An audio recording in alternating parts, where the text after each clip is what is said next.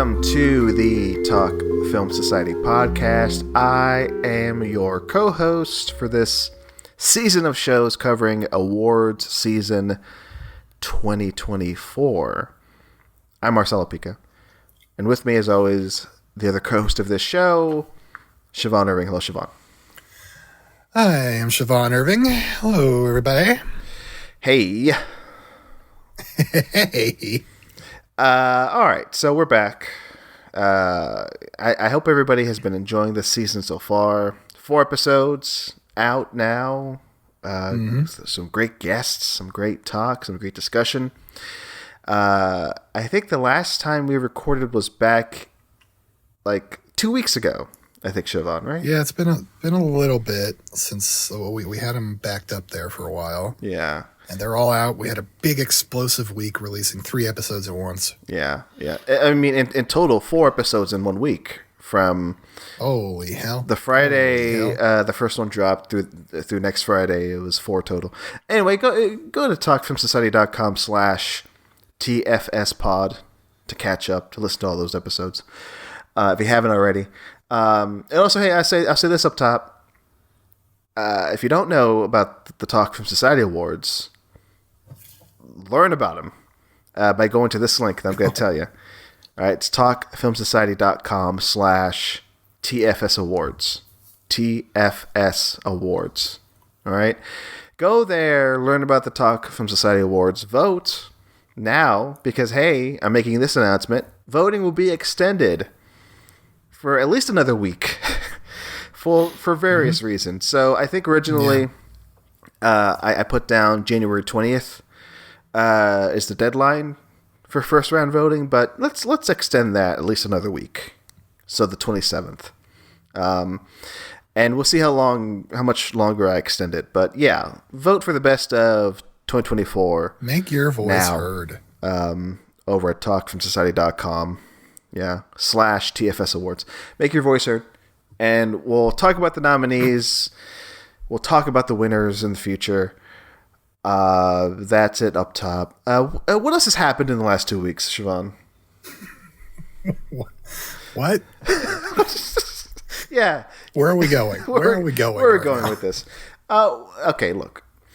There have been terrible national events happening. More specifically in California and in the Los Angeles area. Yeah. Wildfires, where complete devastation of some areas, people's houses have burned down. Award winners, even. Not just normal people, award winners. Like a lot of people have been affected, is what I'm saying. This shouldn't happen to these types of people. Exactly. They should be protected. Yeah, but no. This is a natural disaster so bad it's affecting everybody. So look, I know there are a lot of things out there that are more important right now than the awards talk, and I think a lot of people have recognized that.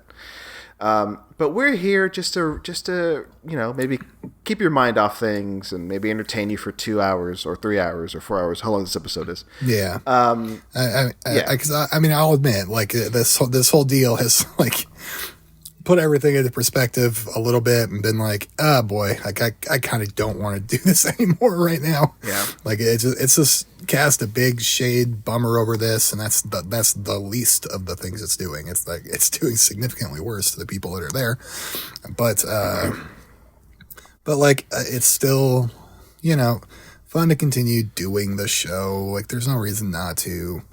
They're going to still do the Oscars somehow. Yeah. Like it's all still happening, and this is what we do. We talk film. We have fun. This is. I consider these comedy shows more than anything. Yeah, like we have fun here. We have fun here. This is us having fun, and also we're here to make you money. Okay, that's 2 things. Yes. Because we're going to pick the winners of every category at the Oscars, and and if you do honestly want to look up various places where you can donate, where you can help from wherever you are, go to the Mutual Aid LA Network There's a link that gives you just all the information on a lot of organizations where you can help. That URL is this: tiny.cc/MALAN-fire. I did not make that link. That link has been there. But follow that link for more information on how you can help. All right, I want to put that out there. All right. Yeah.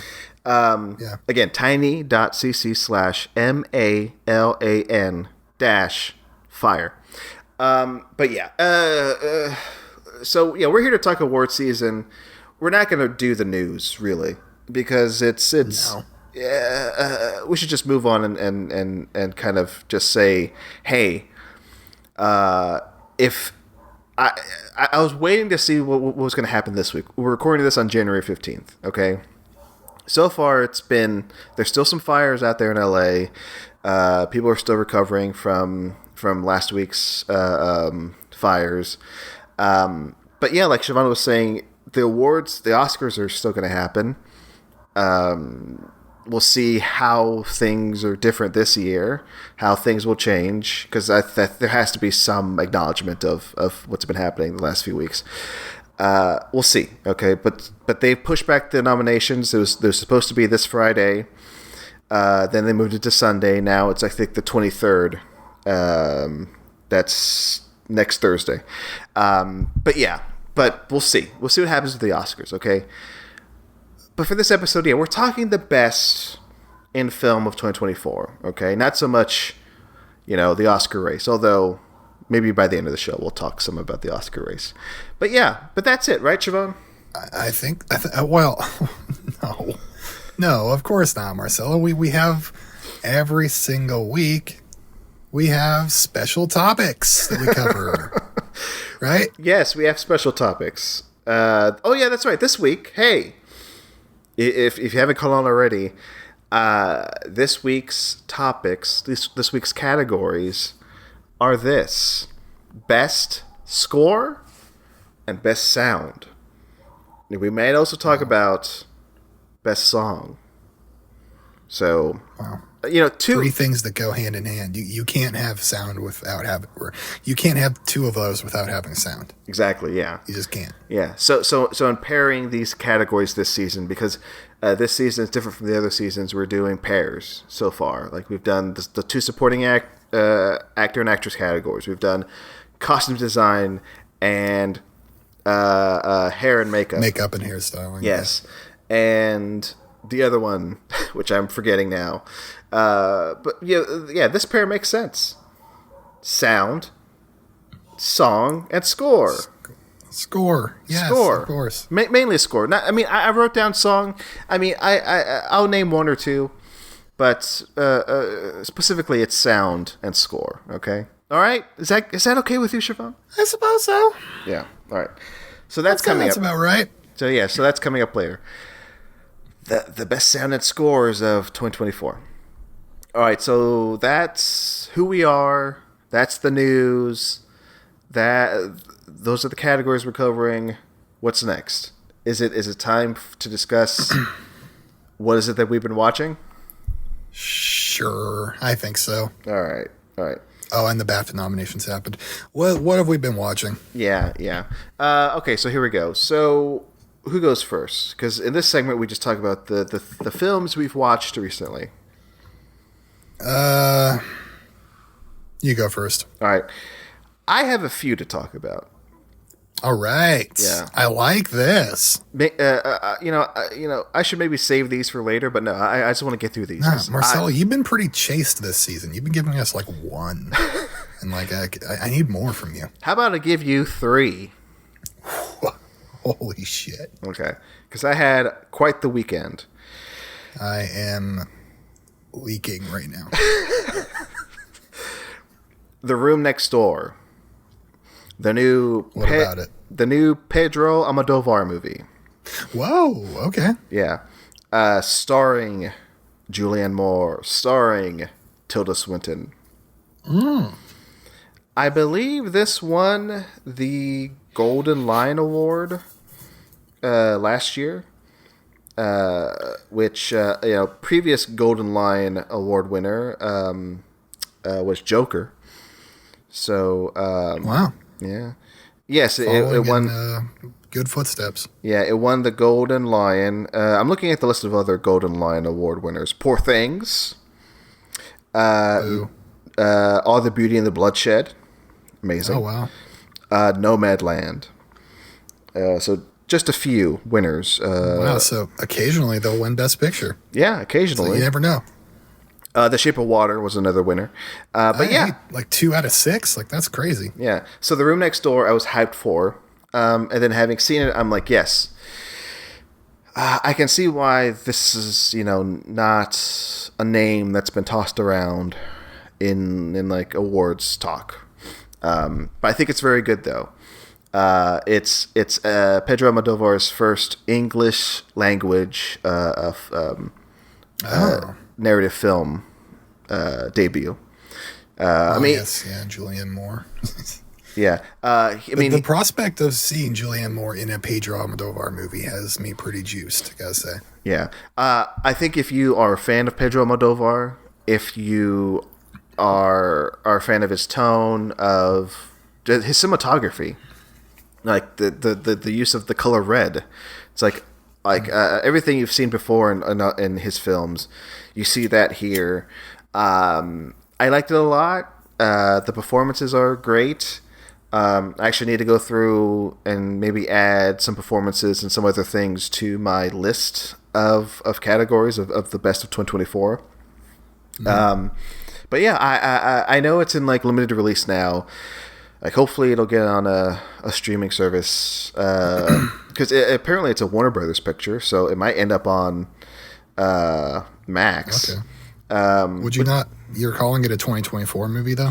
It is a 2024 movie, yeah. Because, okay, so it's these last 2 weeks have seen the release of, like, a lot of, like, 2024 movies that are just now getting, like, limited or wide releases in 2025. So I definitely count this as a 20... But I know that it's weird. Because Perfect Days last year, like, I saw that, like, in February or March, but that was a 2023 movie.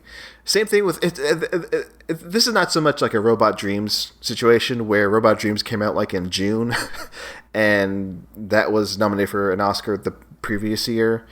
So my line is like, if it comes up before the Oscars, then I can for sure call it like a film of the previous year. Right? Yeah.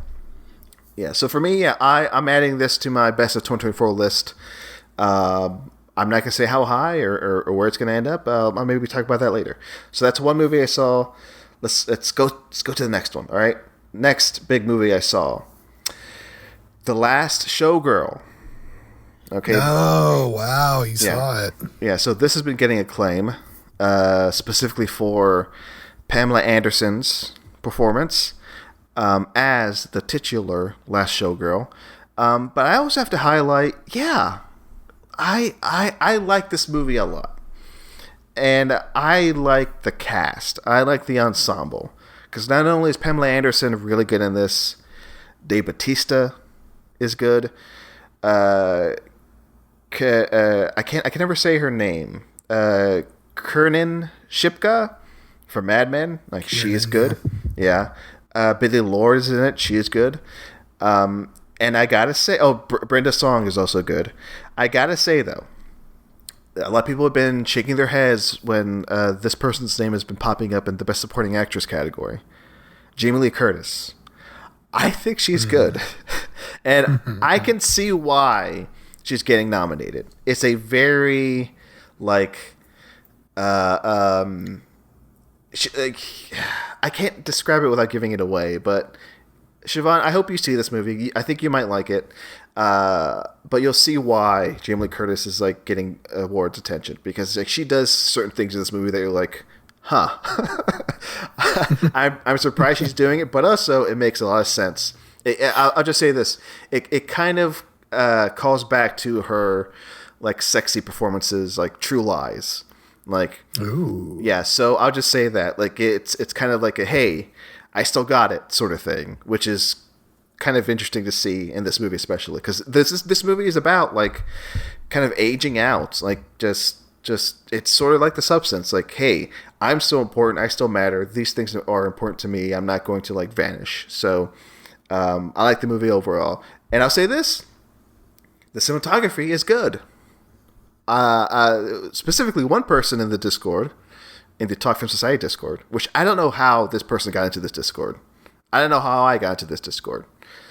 But somebody was saying that the cinematography in this was bad. I disagree. I like it a lot.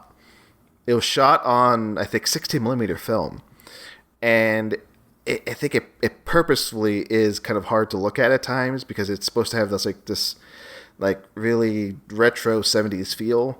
But I like it. I like the look of it. But yeah, that's The Last Showgirl. And that person was Thomas Mariani. All right. One more. And then of course it was. One more, and then I'm going to pass the baton to you, Siobhan. Now, this one's a big one. I saw Nickel Boys in a theater. Wow. Okay. We have been talking about this all season just to set it up. We think that Nickel Boys owes all of its existence to the film Hardcore Henry for being the first film to ever be shot in first-person perspective, and that whenever Nickel Boys, if it happens to win anything, the people behind Nickel Boys owe it to Hardcore Henry himself to shout out Henry, Charles Copley, and the music video director who directed the movie, and the camera, the GoPro camera. So, Marcelo, now that you've finally seen it, does this measure up to Hardcore Henry? I say it does. And now it's going to be hard to talk about this movie and keep making the Hardcore Henry jokes because it is. it ended up being a lot heavier than I think I was anticipating. Like, this is going to be a heavy movie, right? And it was. Especially heavy movie. So I'm gonna back off the Hardcore Henry jokes just a little bit. I'll still make them. Hey, I'm still here. Okay, but look, Nickel Boys, I loved it. It's, I guess, like to I've sat with it for a few days because I after I saw it, a past guest of this show and host of the podcast Stage to Screen, Elise, she's like, "What'd you think?" Because we saw it together. She's like, "What'd you think?" I go, "I gotta sit on this." There's a lot to take in. It's a movie about just, I guess, in the essence of it is just how do you visualize like black pain like in America, and I think this does it beautifully. Horrifically, and memorably, like more so than any movie I've seen in like recent times. It's very experimental. Like, not only does it use that POV aspect like really well for most of the movie, like the editing is real fascinating.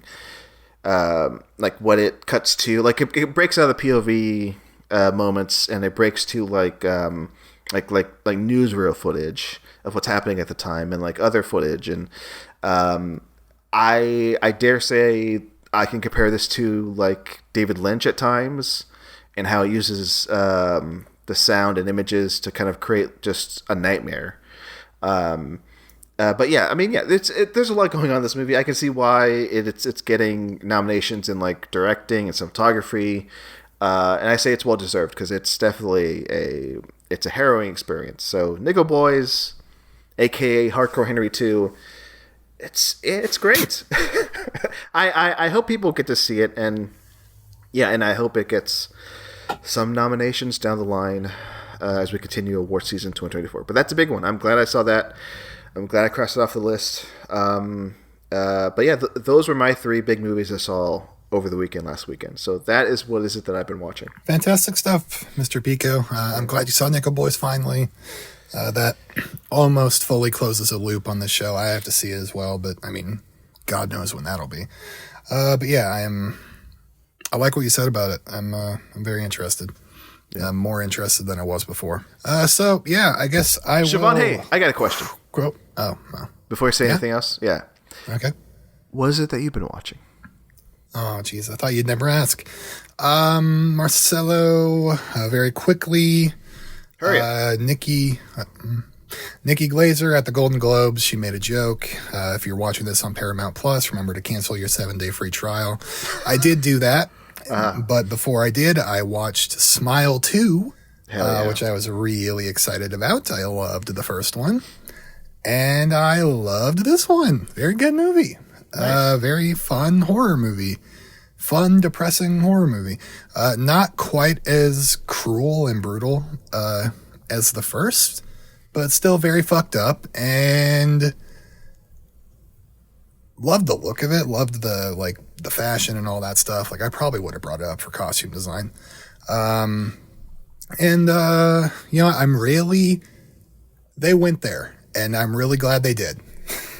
Like, as soon as I heard the premise of the movie, I was like, please do it, and they did it. Smell too good. I want to say I echo your thoughts. I don't want to say, no, should I say this? No, I guess I'll say it. I mean, yeah, if you know the premise of the movie coming in, you're like, yeah, are they going to reach that ending that we all know is going to happen? And dare say, I think they did it, and I think they pulled it off. I like how it ends, and I like the prospect. It's so grim. Yeah, I like the prospect of a Smile 3. I'm really interested to see what happens in the next one. If they make a next one, I'm not sure about that yet. Trillions dead. I hope so. Horizon, an American Saga Part 1. Holy hell. I'm a true patriot. Whoa. All right, Marcelo. I found this movie to be enjoyable. All right. It's quite gorgeous to look at. Has a nice mood to settle into.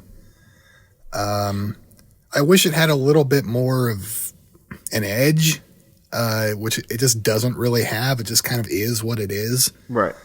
Which it is very good at being, but it's not quite good enough at being to fully suck me in. But it is an often engaging and occasionally striking mosaic. But it's also uneven. I really wanted to fall asleep during the Luke Wilson segments. Yeah. Like that whole storyline, I was like, we're not going to find out where this is going for 6 years. And then ending with a trailer. It's so funny. They didn't even set it up or cut to it or end the movie and then go to a trailer. They just roll straight into the trailer after a scene. Yeah. And so for a while I was like, whoa, what is this? A flash forward? This is kind of cool. And after a while I was like, no, this is a full trailer for the next movie because they've already got it made. And then I also love that trailer, the stinger at the end of the trailer is the reveal of Giovanni Ribisi as looks like a banker or something. He's the big bad guy. Yeah, I guess. And then I'm interested in seeing these 6 different main stories and 35 different sub stories progressing. They got me. I'm happy to watch 2. And I'm okay waiting a year for it. It's not like, oh man, I'm chomping at the bit, I gotta watch it now. It's like I think the release schedule they turned to is actually good. Yeah. I just I was wondering, because of how expansive this movie is, how many cast credits it had. And actually, do you want to take a guess at that? When you say cast credits, you mean just everybody in everybody. If you go to IMDb, it's just the entire cast. IMDb cast, literally everybody. I'm gonna say 75. 102. Holy crap! I was gonna say 150. So it caps out at 99. Says 99 plus. So I had to go manually count everybody. Wow! And then I went and compared that with some other stuff this year. And like 90 something of those are like featured people. Wow. That like have names, and like only the final like 10 or so are like woman in background or whatever the fuck. So like so Jeff Fahey is one of them. One of those like 96. Yeah. And then but like okay, so like Deadpool and Wolverine has 58. And like that one I thought there's a lot of people in that. Nope, 58. A lot of Deadpools. Joker yeah. Has 76. Okay. Trombones. Megalopolis. Yeah, a lot of people. Actually beats it. Whoa. 127. All right. Actually, 129 if you count Hitler and Mussolini, who are both credited. Interesting. But the featured cast is like at like 50 or 60, so it's like significantly less than Horizon. So I'm still giving it to Horizon there. But anyway, Horizon, good stuff. I like it a lot. Yeah, I'm glad you liked it. I did it. I did enjoy it, seeing it in theaters. I think I gave it like a soft 3 out of 5. But I'm there opening day, or if it ends up just being on streaming, which would be unfortunate. Like, however it comes out, I'll see it. I'll see the next 3 parts of this. I bet seeing that in theaters, it would have made it more exciting, because that movie is visually very, very, very pretty. Yeah. Okay. So how long is the movie? Do you have the information up right now? Oh God, it's like 2.5, 3. Yeah. It's long. It's a long boy. I mean, I don't care about length, right? I saw The Brutalist again this past weekend, and that's a 3-hour and like 40-minute experience, which I'm happy to do again, right? I don't care. If a movie is good, I'm all for it. I don't think I've said this story on mic, but when I went to go see Horizon Part 1 in a theater, I went to a 10 p.m. screening of it. And I remember sitting through it, and I go, yeah, this is long, but I'm vibing with it. This is pretty good. It's 3 hours. It's 181 minutes. So then 1 a.m. comes along. Yeah. So I'm on board. I'm not leaving. I'm here all night. 2 hours in, I see a man walk down the stairs and look up. I go, what's going on here? And he's like waving to somebody. I'm like, what's waving? And so what he ended up doing was waving to his wife partner to come on, we gotta go. My theory is they didn't realize it was a 3-hour movie. It is now midnight, and they have to go home. So he waved his wife, and I think they left like right after that. That's like, funny. yeah, they met each other at the bottom of the stairs, and they just got out of there. So they couldn't handle it. They couldn't handle a 3-hour movie. I could. I'm happy to see chapter 2 and chapter 2, 3, and 4 whenever they come out. Yeah, they're going to be at this same level. Like, I doubt any of them are going to be crazy masterpiece, but they're all going to be this solid entertainment. Yeah. And that's great enough for me. Yeah. That's all you need. Okay. All right. That's all you need. Now, Marcelo, That's moving on. We're going to have to open up one of our beloved segments. Oh, wow. Or it's time to open up Schrader's Shooters. It's time to unleash Schrader Shooters. Unleash Schrader's Shooters. So previously on our best costume design and makeup and hairstyling show, our guest, Brian Andrade, he is a fan. This is a segment where I'm trying to watch all the films of Paul Schrader that he directed. Okay, that's okay. Yeah. And Brian, I let our guests tell me which one to watch next. Okay, bad explanation. Brian chose for me Mishima, A Life in 4 Chapters, which is probably his most acclaimed film, Paul Schrader. Yeah. And holy shit, I see why. The movie's about Yukio Mishima, extremely prolific and acclaimed and controversial, I guess, like author and poet and actor and otherwise artist, multi-hyphenate. He did everything. He was an extremely far-right political activist. This is presented by Francis Ford Coppola and George Lucas. Wow. And we have a wonderful score by Philip Glass. Ooh. Anyway, it's extremely easy to see why this is one of Paul Schrader's 2 movies in the Criterion Collection. If you hate Paul Schrader, do not worry about that at all. I mean, it has his touchstones, like a dumbass male protagonist that really fucks up doing something insane. He's writing. There's war, fallout from the war. There's a lot of magical realism, but it's still just its own completely different thing. It really doesn't feel like Schrader. It is his artsiest movie by far. It is a really insane production for such a small like the budget equates to like 15 million today. And they stretched that out. The coolest thing about the movie is its structure. So like they're telling the story of this man's life, from as a boy, through adolescence, through teenage to his adulthood and to his death. But as they're telling that narrative, they break it up with adaptations of his stories. And there's 3 different ones, and then they kind of intertwine the adaptations of the stories in with his life and flash back and forth as they're happening. And it creates this like fictional reflection of his life through his art, of Mishima. And it's just fascinating. I've never quite seen a film structured like this. And then those adaptations are great. Like, the production and set design, it's just so creative. They're deliberately designed to look like play sets, and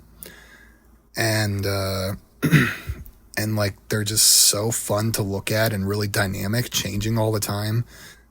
I think Schrader is a very good filmmaker, showing romance, and these are some of his best romantic scenes he's ever done.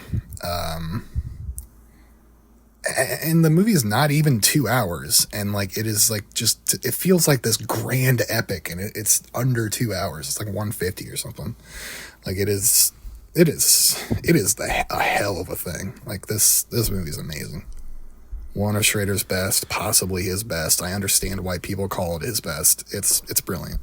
Amazing stuff. Yeah, I've got to see this. It's been on my list for a while, so I got to check it out. Okay. All right. And then we have a second segment, of course. Of course. Turn it on. We're going to rev up the Schrader Shredder. And then these are the films written by Paul Schrader that I'm also trying to go through. Also chosen by our past guest. Also completely unseen by me. And our past guest, Tommy Marinera, he chose for me the film Old Boyfriends. Hey. Stating that it was interesting that it had a female protagonist. Which, it does, Tommy. It stars Talia Shire. Uh-huh. Yo, Adrian, take the cannoli, eat the gun, right? Is that her? And wasn't she also in Megalopolis? Where yes, she is. Yeah, she is, yeah. Where she complained to Adam Driver that like he's like a shitty son or something. I don't remember exactly, but I know she's in the movie. Yeah. Anyway, she's like a free-spirited psychiatrist who has like a midlife crisis and decides to go on a road trip to psychologically destroy her old exes, I guess. It's a fucking weird movie. That's not exactly how they would pitch the movie, but that's how I read the movie. she is brutal. She's going through her own shit, and you kind of learn why, but she is a stone cold bitch. It gets to the point where it was hard for me to watch. I just hated the main character. I hated Talia Shire. I'm sorry. And I felt it had this really undeserved ending. There's these twists that I think are meant to elicit false sympathy. It just doesn't feel right. And it drags so hard. One of Tommy's other reasons he wanted me to watch this was it had a really good, Jim Belushi? Or John? Jim. One of the Belushi guys, is one of the boyfriends, and he says it's one of his best performances, and I agree. It's really good in the movie. Johnny. This is the only feature made by the director Joan Tewksbury, which that kind of sucks. It would have been good if she made more movies. I'd have been interested, but nope. Anyway, Old Boyfriends, not my favorite. Didn't hate it, but not my fave. But you know. But you're glad you watched it, right? You could cross that Schrader off the list. Of course, just check one off the list. And Marcelo, help me. I'm going to need you. I don't have a guest today, but I'm going to need you to help me check some off the list. All right. Both lists, Marcelo. Whoa. Okay. You're going to give me both lists. So, Marcelo, first up, coming from the hip, it's Schrader Shooters. You can make me watch Blue Collar, Hardcore, Touch, Dominion, prequel to Exorcist, Adam Resurrected, or Forever Mine. Let's go with, is it Dominion, prequel to Exorcist? Yeah, let's do that. Let's do that. Great. Thank you very much. Yeah. Oh, I'm curious because I've never seen it. I own it. I'm almost scared to see it because there's a lot of backstory there, which I'm eager to talk about once you see it. But yeah, this is gonna be my first Exorcist movie. Okay. Wait a second. You know what? Fine, whatever. It's a prequel, so it shouldn't matter. Me and my mom started the first one, and then we stopped it, and then a week later she died. The Schrader Shredder, Marcelo, Raging Bull, Mosquito Coast. Yow! Ouch! Get out! The mosquitoes. The Yakuza, The Walker, There Are No Saints, City Hall, Obsession. You know what? If you're going to potentially see a very bad movie in Dominion, why not see one of the best movies of all time? Let's go Raging Bull. Wow. Okay. That's going to be massive for me. That is massive. Yeah. Truly. Yeah. So two huge landmark decisions made today. What is this? The Supreme Court? No, it's Schrader Shooters and Schrader's Shredders. This is Joe Biden. Do you want to? Well, yeah, there was a third one today. Joe Biden. Do you want to make a third choice, Marcelo? Oh, okay. Yeah, sure. Give me a heads or tails, please. Flip the hockey puck. Oh, wow. An unprecedented hockey puck flip early in the show.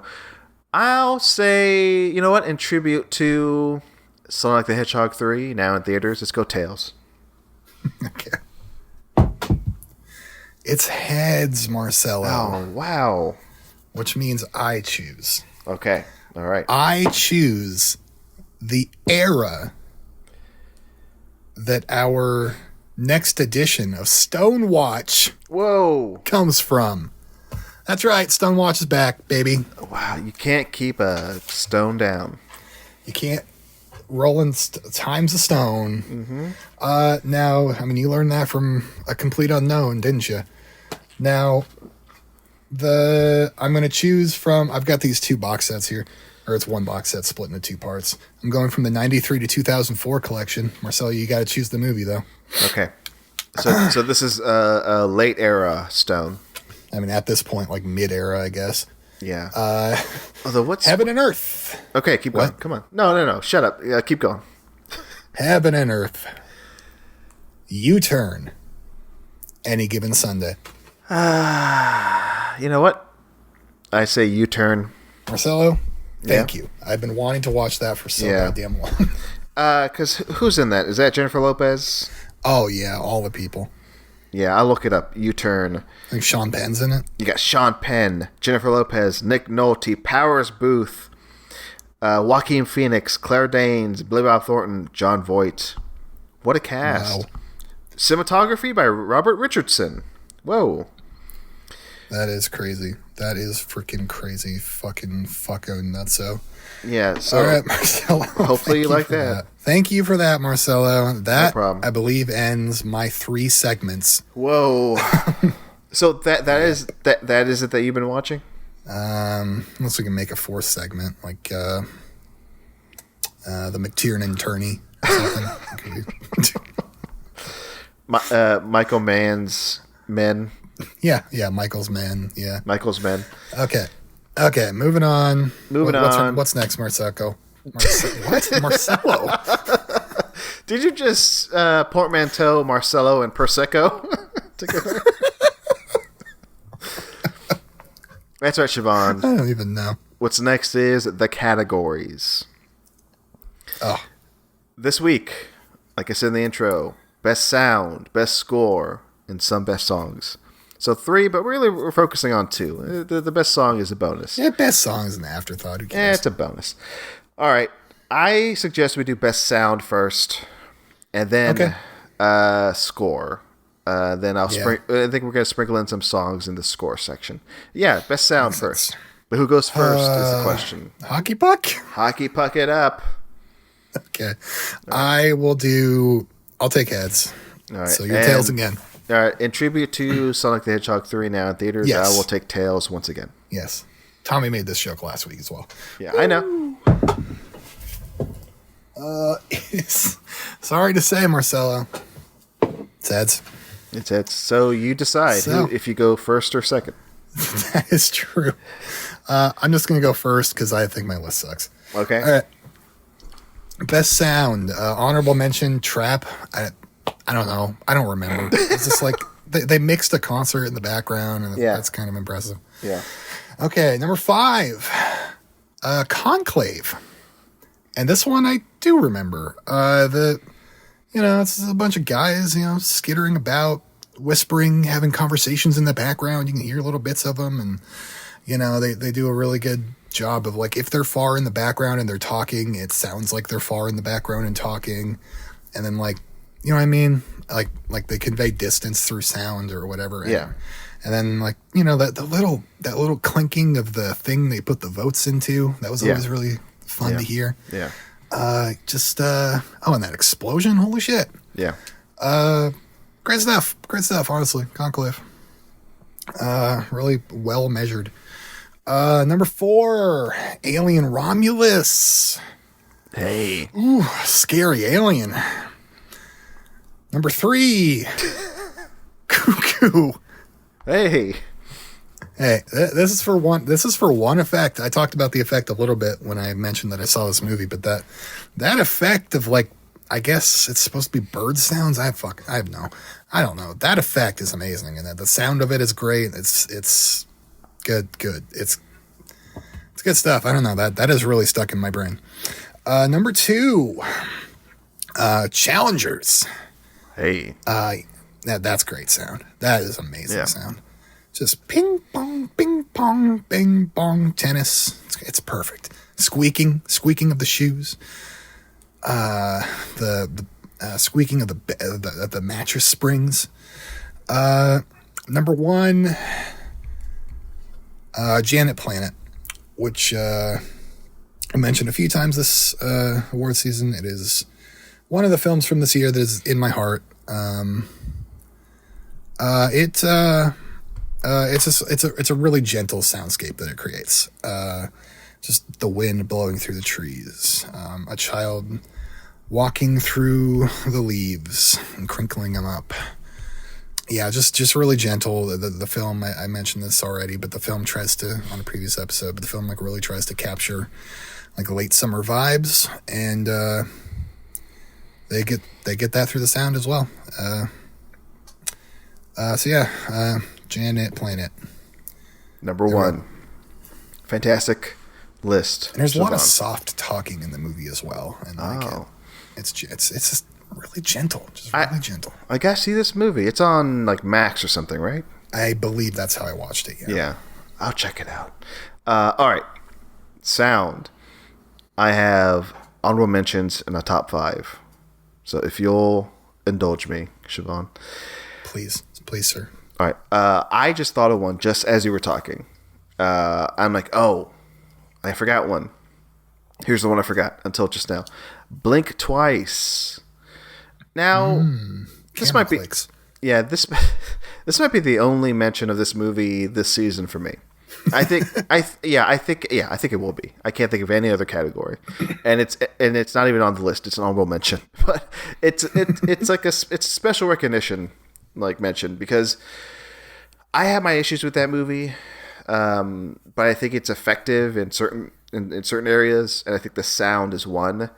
The sound is overpowering. Like it's like the number one thing you notice in the movie. I think, at least I did.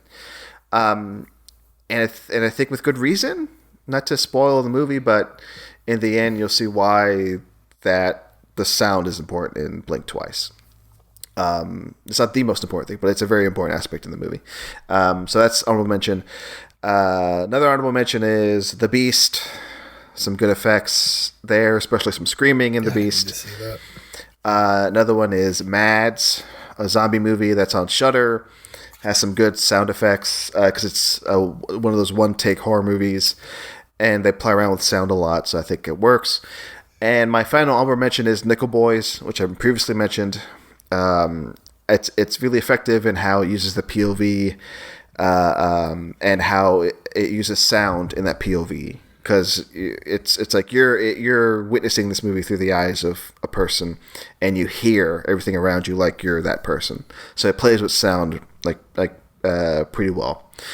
Okay, top 5. Cuckoo, number 5. Hey, you just mentioned it.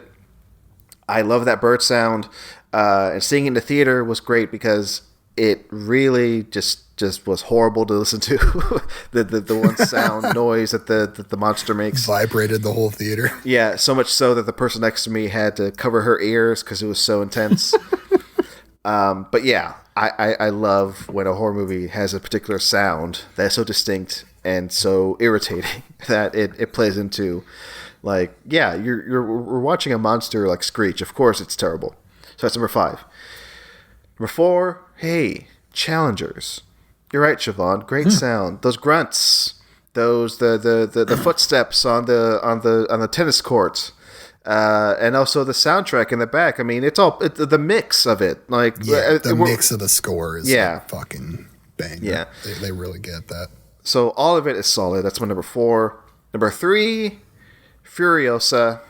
I do need to rewatch this. It's been a bit, but I remember watching it back in the summer and just thinking like, yeah, this like other George Miller movies, like it is so well crafted. The sound is well crafted. It's again, I say this again and again, it's not as good as Fury Road, but it's up there. It's definitely a very well made action film, and I can say the same for Dune Part 2, another well made action film. It's my number 2 best sound. Again, it continues on what was going on in Dune Part 1, but there's just more worlds, different parts of the planet Dune to look at and hear. So the sound plays a big important role. So 2 and 3 are here are the big budget, best sounding movies of the year. Dune Part 2 and Furiosa. But number 1, it's not a big budget movie. It's a small little horror movie called The Substance. Best sound, yeah. The goopiness, the sounds of flesh tearing, the little quiet moments where you hear like a needle pierce through the skin, and also like the action sequences where glass is shattering, top notch. And the blood spurting at the end, great use of sound again, and also sound mixing, the score and the bass and all that, perfect. In my opinion, The Substance, best sound of the year, 2024, if you ask me. So that's best sound. Done. I'm finished. Amazing. Yeah. All right. Best sound is done. Now we go to best score. How do we decide who does this? Are we just going to do it in reversal order like we did the last time? Or the last few episodes? So then I go for best score first? Yeah, sure, if you want to do that. Yes, let's do that. All right, so now I go best score. Should I mention the best songs? I should mention that first. Why don't I do that? Throw in the best songs. Who cares? Let's just do that right now. Okay, look. Best songs, real quick. All right. I got 3. All right. Let's start with The Last Showgirl. Beautiful That Way. This song played if I had not seen The Last Showgirl, I would have just had 2 best original songs. But because I saw The Last Showgirl, I have 1 more. So Beautiful That Way is sung by Miley Cyrus. I think it's a sweet song. It's maybe a bit too sentimental, but I think it plays perfectly where it plays in the movie. So Beautiful That Way, The Last Showgirl. That's one mention, best song. Another mention, Challengers, Compress Repress, by Reznor and Ross. Great. I mean, at the end of the movie when the final moment happened, and then cut to credits, and this song, Compress Repress plays. Oh boy, I was over the moon. I was like, yes, this is a perfect last song for this movie. Good 9 Inch Nails song, essentially. And then one more best song pick. I gotta mention this because it's one reason why I love this movie. And it's an example of, like, if you put a song in your movie, if you can make it a musical for like 3 minutes, if people start singing, I'm on board. Why not make something a musical all of a sudden? It's Make My Smile Real from The People's Joker. Fantastic moment in the movie. Yeah, shows up at the end. But it was I can't think of a better way to end that movie. It's like with a beautiful little musical moment. But yeah, Make My Smile Real, People's Joker, my last song pick. I'll just do mine. Yeah. I also wanted to say Compress Repress from Challengers. You covered that one. Thank you very much. Smile 2, the Sky Riley EP. The song New Brain was my favorite. That EP is like 5 or 6 songs. It's all really good stuff. Like in character as Sky Riley, the actress. When I was listening to scores, I found the Twisters album, and I didn't realize they made 29 original country songs from like popular country artists. I didn't know it was that many. Wow. It's that many. And I listened to it, and it's totally solid stuff. It's more modern country, which isn't really my thing, but there's some solid ones. Ain't No Love in Oklahoma is the one I'll shout out, by Luke Combs. And then it's the most popular one, too. I'm such a populist. And then, I'm going to also say the Vera Drew song from The People's The Joker. Mm-hmm. And then also, you know what? Okay, I'm just gonna say this now. So, like, when I was thinking about scores for the year, like, I thought of soundtracks more than I thought of scores. This felt like a really big year for soundtracks. Twisters, Smile 2, and Trap made their own pop albums. Twisters made a 30-song fucking country album. Kneecap soundtrack is just banger after banger rap song, original rap song. Which, by the way, did you know those 2 guys are real rappers, and so is that teacher guy?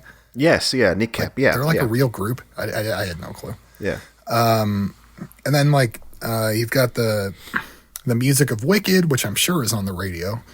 And then the Joker Follow You Do stuff. That's all. I think it's all, but or at least mostly. Taken from other sources, covers. Yeah. And then The People's Joker has a soundtrack that's like full of like really cool queer indie artists.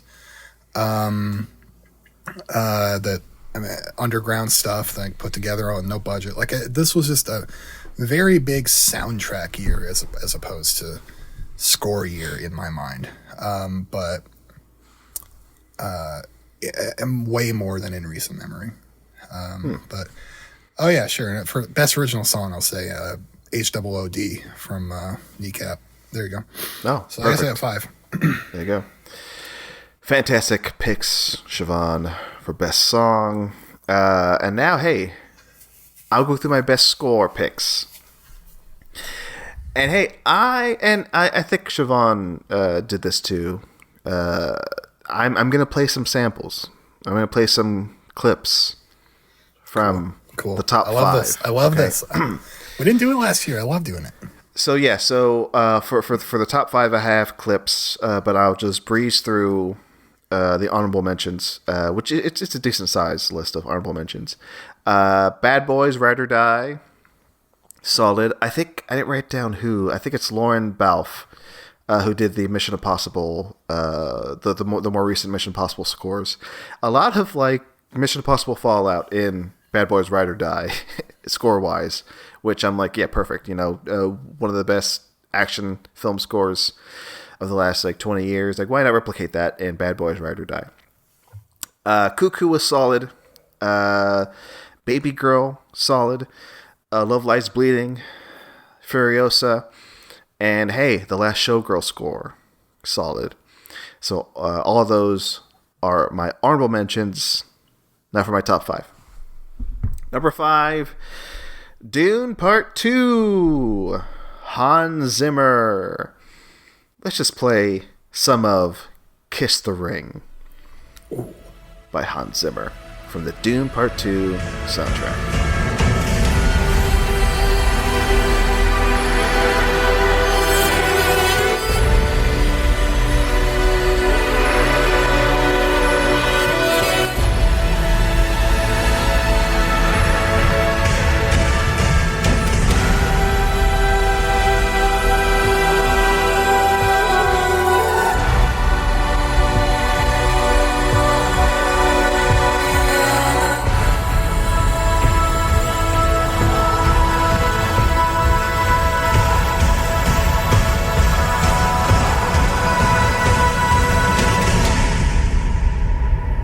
Kiss the Ring, epic, by Hans Zimmer, Dune Part 2. Yeah, epic. Like I said in when I mentioned best sound, like it's a continuation from Part 1, but I think score wise it's better. I think the score for this Dune is better than the Part 1 score. Yeah, I was listening again to the soundtrack this afternoon. I'm like, yeah, this is solid. I love this stuff, and especially like towards the end when it gets very like just over like. Not overblown, but just operatic, and the finale is just so epic, but yet so dark. I think Hans Zimmer and his team of collaborators, like, yeah, it's a pitch perfect like final like finale, and the score to that is perfect. Yeah, Dune Part 2, amazing. Number 4. The Brutalist, hey, by Daniel Bloomberg. Here is Overture, Ship.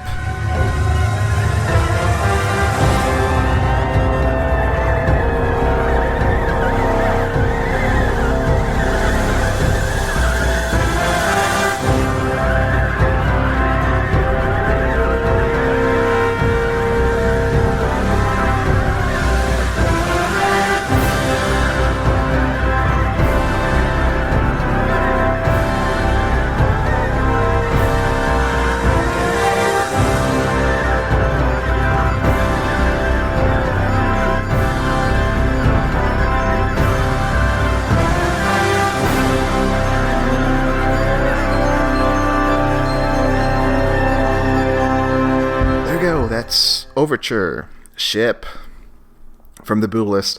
Yeah, I love this soundtrack. This plays in the overture, which is essentially like the first like 10 minutes of the movie. And yeah, it really just gets you in the mood for the next 3 hours and 30 minutes. Very just, dare I say, brutal soundtrack. It's not soft. It's not romantic in any way. It really just hits you over the head. So that's number 4. Number 3, hey, it's The Substance by Rafferty. The Substance. All right, so here is The Substance. That's the name of the track by Rafferty. Here we go.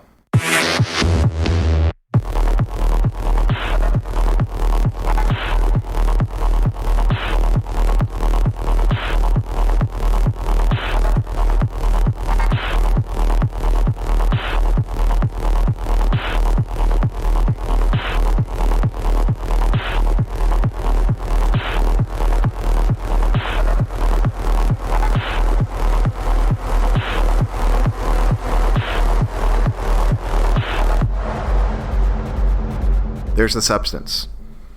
Bump it up. It's a hell of a theme. But then like I bought the soundtrack. I bought the vinyl not too long ago because it was on sale. And yeah, it's like the title track, the substance.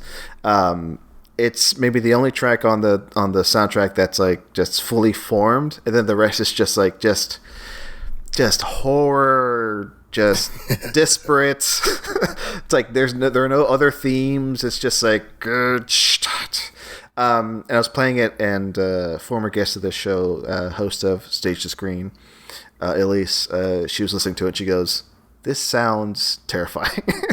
And I'm like, yeah, but it's a perfect horror score, and I love it. So yeah, that's the substance. That's my number 3. My number 2. This was very close to being my number 1, but my number 1 was so massive that there's no beating it. Number 2 is A Different Man, by Umberto Smellerilli. Sorry, I don't think I pronounced that right.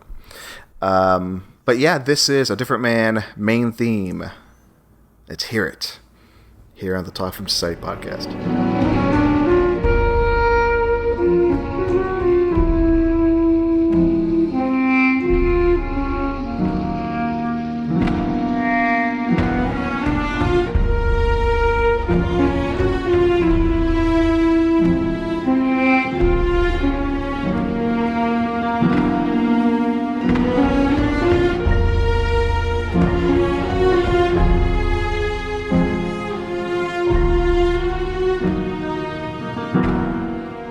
There you go, A Different Man. Wow. Main theme by Umberto Smellerilli. I can't get it. But yeah, no, this I love A Different Man. I love it so much. I can't wait for more people to see it because it'll be on Max, I think, in the next week. But this is like I came out of it thinking, yeah, we don't get scores that have like a great main theme like this anymore. It's because this theme plays throughout the entire movie, but it's just so catchy, and it's just so just boils down the themes of the movie and it's in how it sounds. Like, it's melancholic, it's sad, and it's mysterious. Oh, it's so good. I love this score. So yes, it's my number 2. But my number 1, it's been my number 1 for months and months and months. I've said it on the podcast, I think, even. There's no beating it. It's Challengers by Reznor Ross. Here's Challengers Match Point.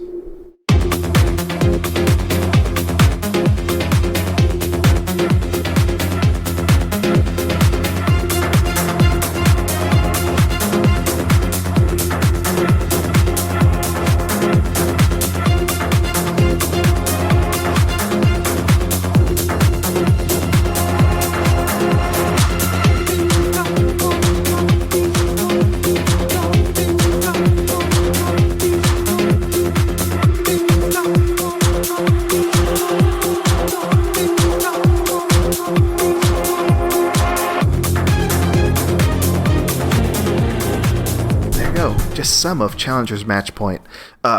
It's amazing. I love this score. It's one I've played the most over the last year. I think it's some of Reznor Ross's best work, which is saying a lot because, you know, since The Social Network, they've done just triumph. It's like, oh, that's their best stuff. Oh, that they can't beat that. No, yeah. I can't.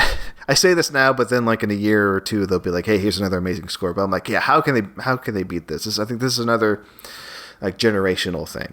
I have a feeling we'll hear scores like this, like they're mimicking like the feel of this, like for years to come. I'll say that it's that great. I think so. Yeah, there you go. Number 1, Challengers by Reznor Ross. That's it. Those are my best scores of the year. I happen to love your list, Marcelo.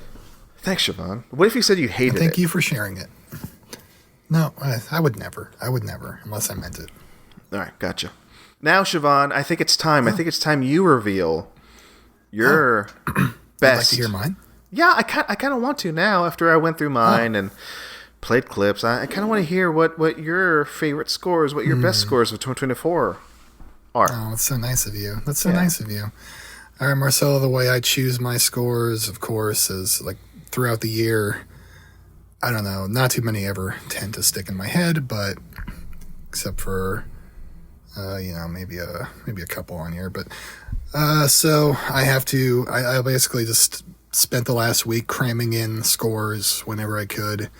I listened to 13 different scores sourced from my own list of movies I watched last year, and I also peeked at the Oscar shortlist to maybe give me a few more. But I only listen to them if I've seen the movie. I won't listen to them if I haven't. A few of my honorables. Megalopolis. Hey. Feels like this big grand thing. It evokes the film's wonder and marvel. And then there's also this like funky weird stuff in there. It's really cool. Twisters. I was surprised by that. There's some really good like down home country sensibility shit. Like, but there's a bit.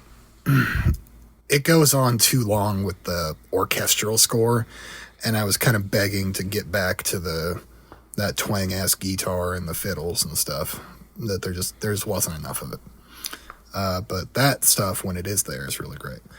And God, it hurt me not to put this on the list, but Joker Fully Ado by Hildur Guðnadóttir. I loved listening to this. It is this long, droning, oppressive, fucked up score that is like, it is so dark. Never a moment of levity. Just a great reflection of that film's story of Arthur's confused, depressed, abused state. And it's this really good contrast to when we go into the musical numbers. You know, like we're living in this depressed, fucked up musical world until we go into the nice fantasy world and we get da-da-ba-ba-da-ba singing. Yeah, I really wanted to put that on the list, but just couldn't do it. And then Alien Romulus, I was surprised by it. Good stuff. Scary. Okay, number 5. This one shocked me. This was a late edition. I listened to it this morning, and I was like, wow. It just kind of popped into my head, and I was like, yeah, that score was good, wasn't it? This is, my number 5 is Juror Number 2 by Mark Mancina. And the piece I've selected here is End Credits, from Juror Number 2. Just to, like, remind you the movie you're watching. Or that you listened to the entire score of already.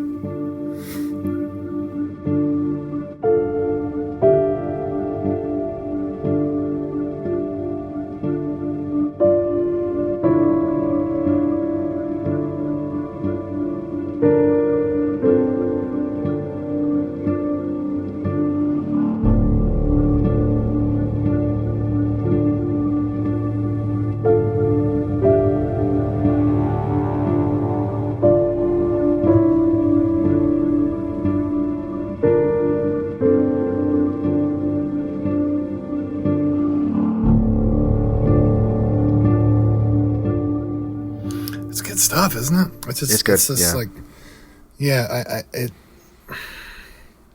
really stood out, and it really brings the emotions out of the movie, of the like reflecting the complicated emotions of the characters, and like it kind of just lets you sit with those emotions and contemplate how you feel and how you would act and whether or not the right thing was done in the end, and like it's just. Man, it's good stuff. That spare piano, like it's, man, it really, that was a great listen. I'm glad I thought of it at the last second. Number 4, copying Marcelo here. This is The Substance by Rafferty, and I chose the track Blood.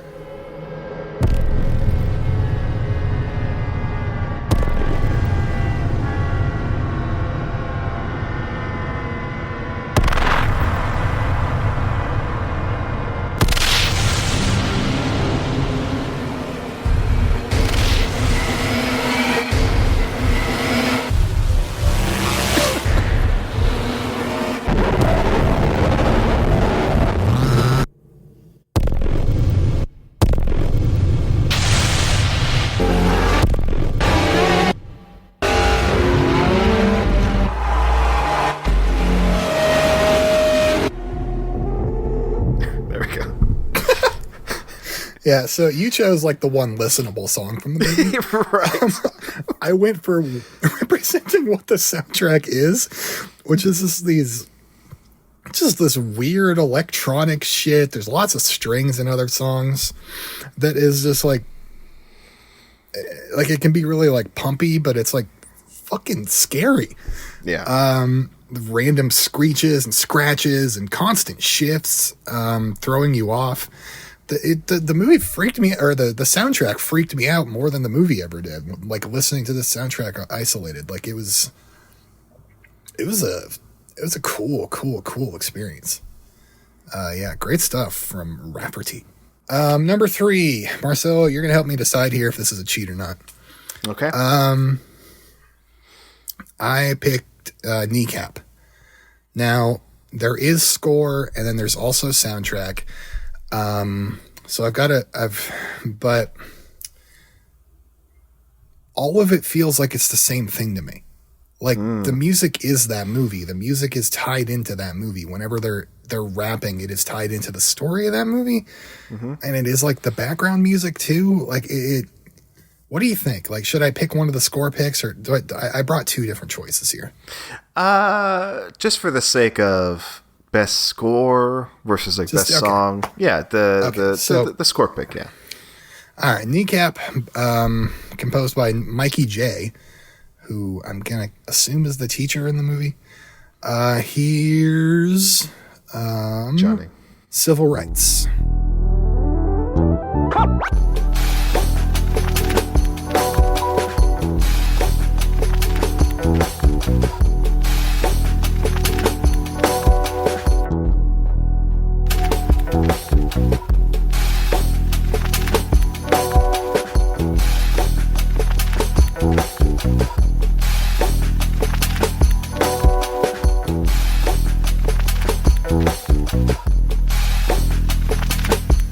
Kneecap, the band, is giving us very cool original rap songs that are fucking bangers, while Mikey J is giving us kick-ass beats that feel like they should be rapped over.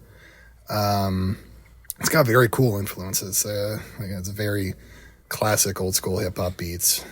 Feels kind of out of the 90s a bit.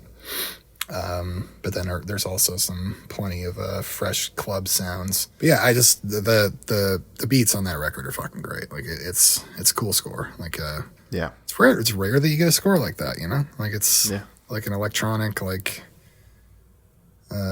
something like that. Maybe we'll talk about another one in a bit. Number 2, Horizon, an American Saga, Chapter 1 by John Debney. I did not see this coming. I would like you to play End of Massacre.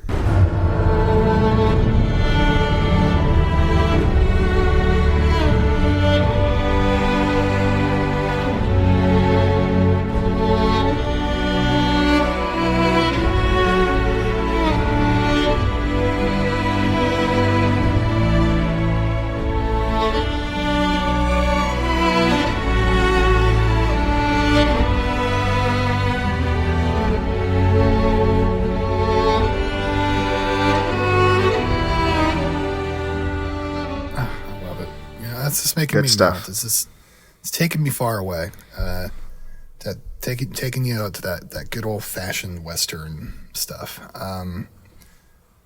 My favorite score of last year was Killers of the Flower Moon, which I felt was like a really great subversion of that type of music. Mm-hmm. This is just playing into that type of music, but it's just goddamn good at it. It's really goddamn good. Really good stuff. That's all I can say. It feels grand, feels epic. There's lots of different emotions evoked from throughout that score, and it's good. It's great stuff. My number 1, take a fucking guess. It's Challengers by Trent Reznor and Atticus Ross. Marcelo, I want you to play Yeah times 10. All right, here we go.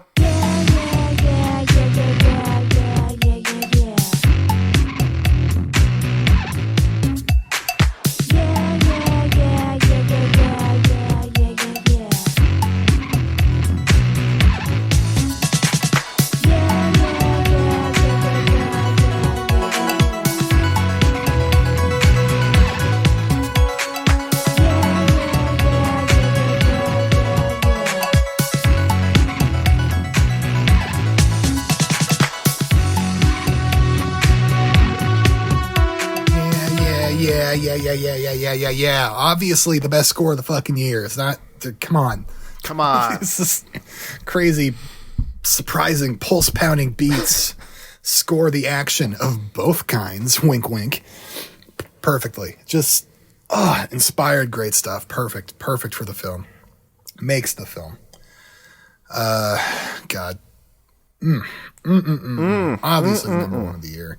Anybody that disagrees, you're foolish. Get out of here. Yeah.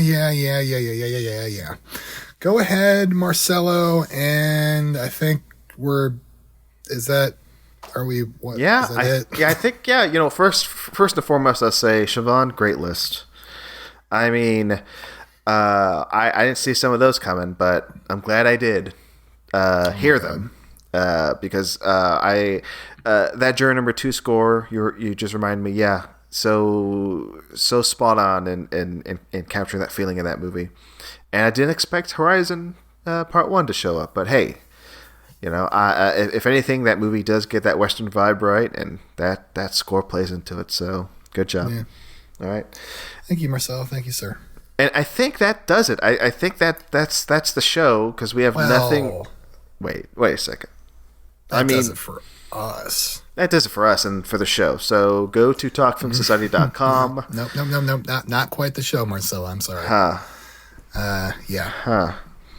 Yeah. So Marcelo, Talk Film Society has a Discord. What? No, it doesn't. I know. Yes, it does. It does. We're both in it. We're both admins in there. Forget the fact that I mentioned something about the Discord and how Thomas said the cinematography of The Last Showgirl was not good, and I disagreed with him. Forget that. I mean, there's no... What are you even talking about? What? Yeah, I'm talking about the Talk Film Society Discord, and it's a place where a bunch of cool people chat about film and wrestling and movies and kino and stuff. And if you would like to be one of those people, you can come over to the URL, talkfilmsociety.com/discord, talkfilmsociety.com/discord, talkfilmsociety.com/discord. We have a Talk Awards channel where we talk all the awards news. And I also ask the people in that channel if they would like to submit their picks for the category of the week. And would you not goddamn believe it if people did actually do that this week? Whoa. I know. I don't believe it. I know. You're going to have to, because, first up, speaking of music, Fly Away on My Zephyr. Zephyr, she comes in with her best score picks. Yes. Challengers. Whoa. Dune Part 2. You forgot a colon, and it's not the number 2, it's TWO. Thank you. God damn it. I know. The People's Joker. Hey. Best score. Does it have a score? It does. I mean, you should know. There's a soundtrack release of it. I've seen the movie, I guess. Okay. Megalopolis. Hey, there we go. Somebody brave enough to do it. Mm-hmm. And their picks for best sound. Dune Part 2. Again, no colon. And the 2 should be a TWO. Thank you. And Long Legs. Ooh, scary. Ooh, I'm chilled. Now, let's go up here. I asked if you wanted to give us her top 5s for best score and best sound. I also said you can throw in one original song if you'd like as well. Zephyr here does submit for best original song. She submits Make My Smile Real from The People's Joker. Yeah, we mentioned that. Then she also submits Compress/Repress from Challengers. I'm going to go back up here. You can throw in one original song if you'd like as well. Oh, no. That's interesting. Zephyr. It looks like party foul. Okay, it looks like that's a party foul. Looks like she wanted to also submit La Vaginoplastia from Amelia Perez, but she put a slash through that. So I guess she thought better of herself. By the way, first mention of Amelia Perez in the best score song episode about 90 minutes in. So great. Good job, us. Good job, guys. Yeah. Yeah. Wicked, too. Sam shot first. Friend of the site. Sam shot first.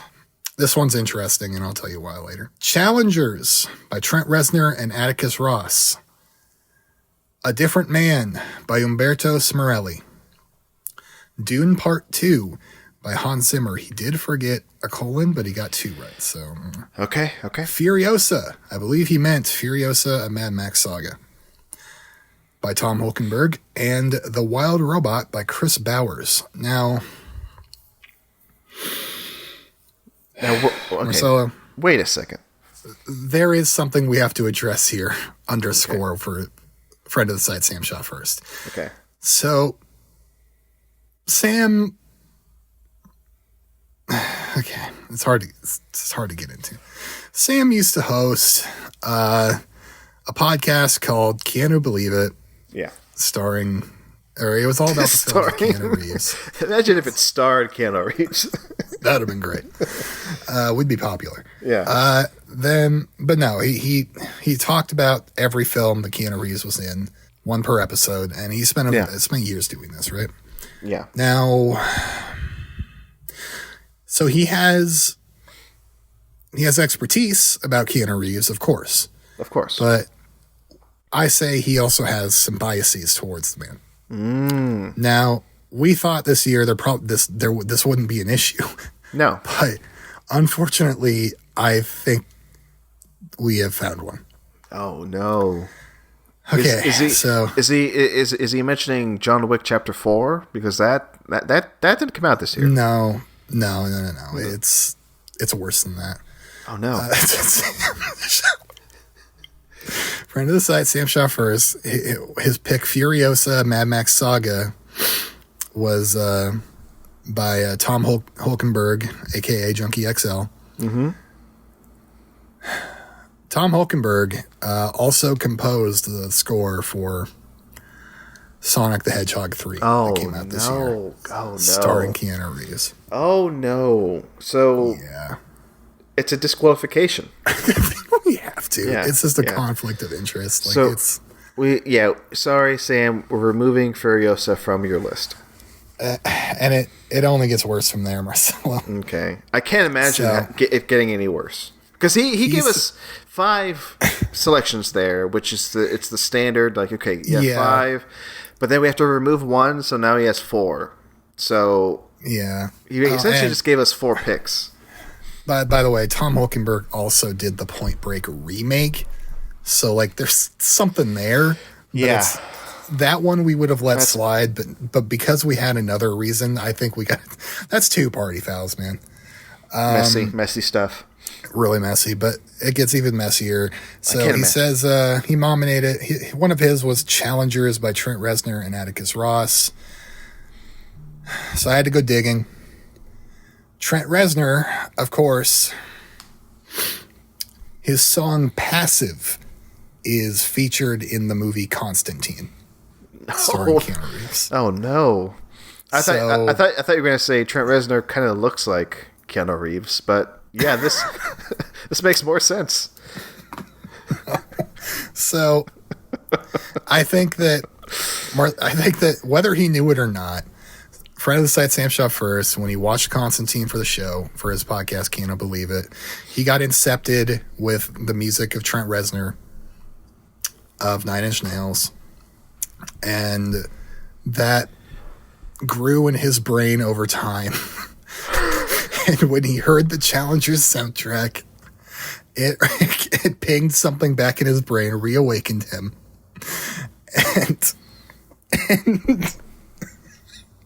And that's the only reason it's on this list. Uh-huh. So we are going to have to disqualify your picks for Challengers and Furiosa of Mad Max Saga. That's 2 of your picks, Sam. I'm so sorry. Wow. So thanks, Sam, for giving us 3 picks. Yeah, I'm not sorry to Sam. I'm sorry to everybody else. Yeah, we apologize. You on had to behalf watch of me Sam. do that. You had to listen to me dress this guy down. Yeah. But it is not even the worst thing that Sam Shot first did today. No, friend of the site. I can't. No. Okay, so let's go through his picks for best sound. Do we have to just like kill the Discord now? After this one, Jesus Christ, we're gonna have to think something. Something's got to change. So best sound, Furiosa. I believe he means Furiosa, Mad Max Saga.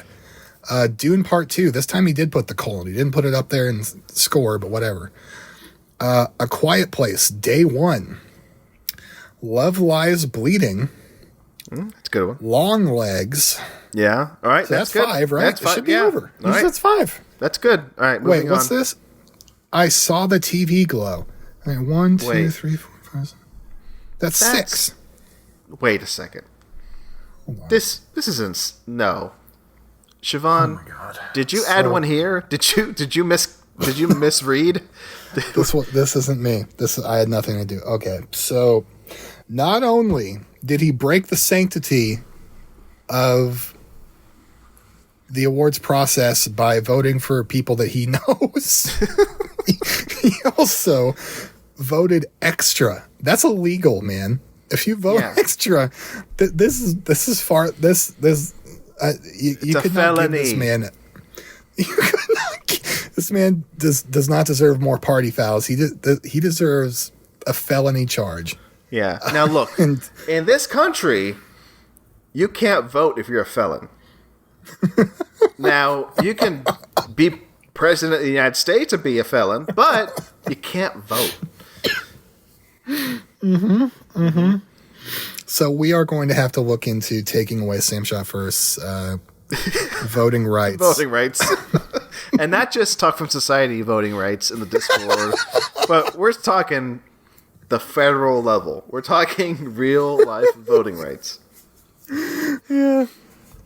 All right. Well, again, everybody out there, I'm sorry about that. We'll try to not let it happen ever again. Right. Now, let's move on to lighter topics. Not the Who's Tommy, Thomas Mariani, Thomas Marinara, former co-host of Double Edge Double Bill, current co-host of Cinema to the Letter, one of the Leather Boys along with Brian Andrade, patreon.com/cinema2letter. The guy who I respectfully disagree with when it comes to the cinematography of The Last Showgirl. Yeah, the guy that said that the cinematography of The Last Showgirl was like dog shit and looked like shit and he fucking hated it. Mm-hmm. Not the Who's Tommy. His picks for best sound: In a Violent Nature, Furiosa, a Mad Max Saga, Challengers, Baby Girl, and Hundreds of Beavers. Hundreds of Beavers, interesting. Oh, choice. You know what? Hundreds of Beavers. I almost put that on my list, like honorable mention, because I rewatched a clip that was going around Twitter. I need to rewatch that movie too. But yeah, they're sharing a fight, one of the fight scenes in the movie, and there's like that moment where he starts throwing the beavers all everywhere, and the sound is very Looney Tunes. It's a good pick. Again, I got to rewatch this movie. Yeah. I kind of wish I would have thought of it, but I'm glad I didn't. And he bolds In a Violent Nature and says that bold denotes his winner. So his winner is In a Violent Nature. Okay. All right. Nothing in the rule book says it can't bold your picks. No, so absolutely not. Yeah. So good job, Thomas. Now, of course, we also have in our Discord, we have Edgar Allan Iverson.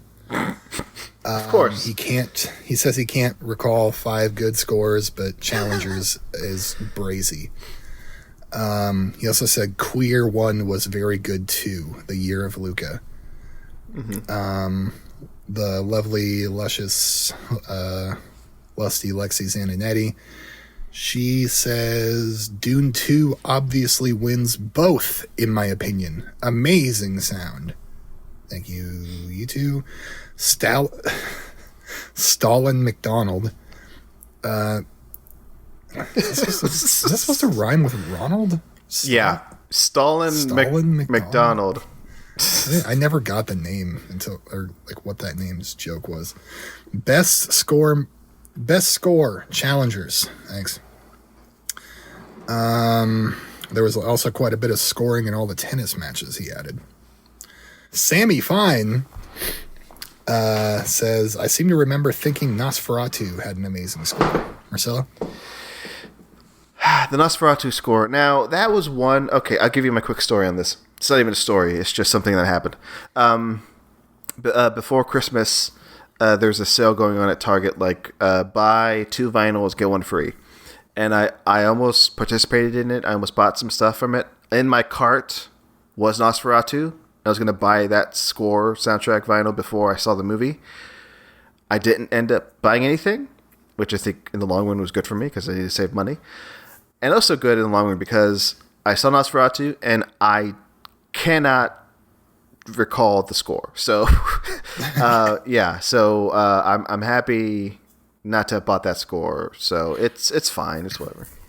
Well, you can't recall the score, but the lovely, luscious, lusty, lascivious Lexi Zananetti, she comes back and she says, oh shit, wait, if Nosferatu counts as 2024, then that should win Best Sound. Dune 2 still gets score, in my opinion. Do you have anything about the Nosferatu sound? The sound of Nosferatu. Yeah, it's effective in the sound department. It didn't come up for me when I was thinking of sound, but you know what? I it's not to say it won't come up later in other categories, but didn't really pop up in terms of sound. But I kind of get where they're coming from when talking sound. Yeah, I get it. Yeah, right. And apropos of nothing, Richard Gearsolid makes a joke. He says, "Denim thieves too." Okay, funny. Solid, like solid jeans, stuff. Denim. That is the end of our TalkFilmSociety.com/Discord segment. All of those people were in the TalkFilmSociety.com/Discord. And if you want to be cool like them, you just go to TalkFilmSociety.com/Discord, and then you come join, and that's it. And you're fun. You're going to have fun and maybe even be cool. Yeah. By the way, do not look into that. Or you know what? Never mind. No, do look into that because go to that link, see if, and why wouldn't they be? See if those people. All the people Siobhan mentioned are in the Discord. Go there now. Okay.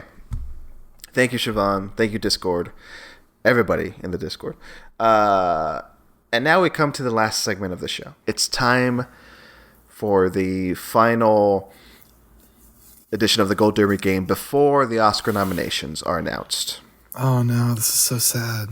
So now, you're going to have a lot more movies to pick from. The next time we play the Gold Derby game, it'll be down to like 5 per category, unless it's Best Picture. So yeah, so this is it, Siobhan. One more time, riding this into the sunset. Myself. Yeah, so here we go, the Gold Derby game. Now, I'm looking at the time. This is going to be the shortest episode of this season. So if you want, Siobhan, I have 4 categories we could do this episode. Holy fucking shit. Give me him. Let's go. Okay, here we go. So, first category.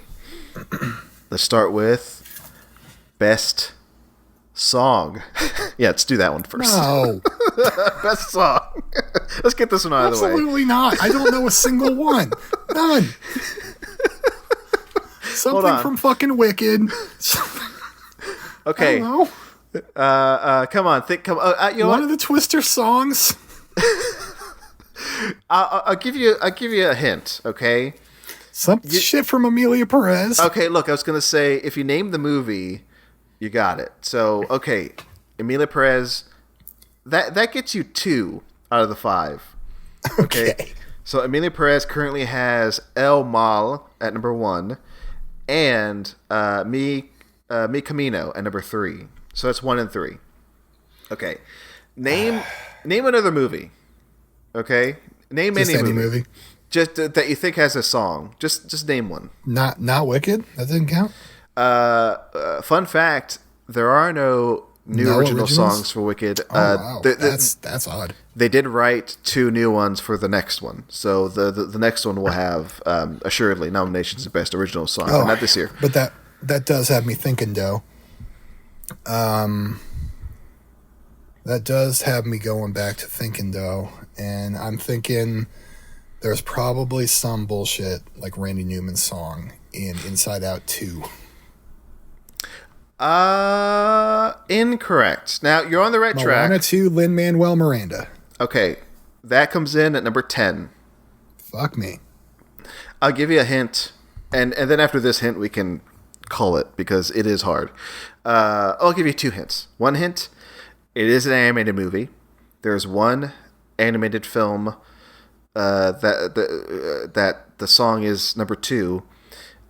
And the other hint, this other movie that you know, it's one I mentioned before. I saw this at South by Southwest. An actor showed up in Austin and then flew to Los Angeles 2 days later because he was nominated for an Oscar. Sing, sing. Yes, that's number 5. Number 2, going back to this one, because you're not going to get number 4. Number 4, I would not have gotten. The Wild Number 2, Robot. Yes, The Wild Robot. You got him. There you go. Waltz 4 out with of 5. Brando. Yeah. Not Waltz with Brando, which is shortlisted for Best Makeup and Hair. Maria. No, you're never going to get this, Siobhan. I just learned about this movie like a week ago. It's called The 6888. And the song is called The Journey. For sure. Okay, yeah. The 6888 was directed by Tyler Perry. Flamin' Hot Cheetos 2. And it's a Netflix movie, so nobody saw it. Nobody knows anything about it. But yeah, it's apparently up for Best Original Song, so I might get a nomination next week. All right, Best Song, done. Let's go to Best Sound.